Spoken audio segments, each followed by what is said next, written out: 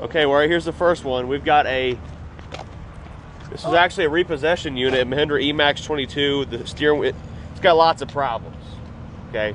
Supposedly it's overheating, but it's got a brand new post hole digger on the back of it.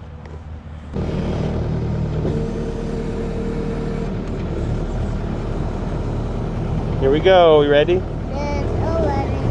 Yeah? Yeehaw! What do you think about this tractor? You like this one? Yeah, well, should we buy it? Yeah? Okay. This is our next one. Pull it.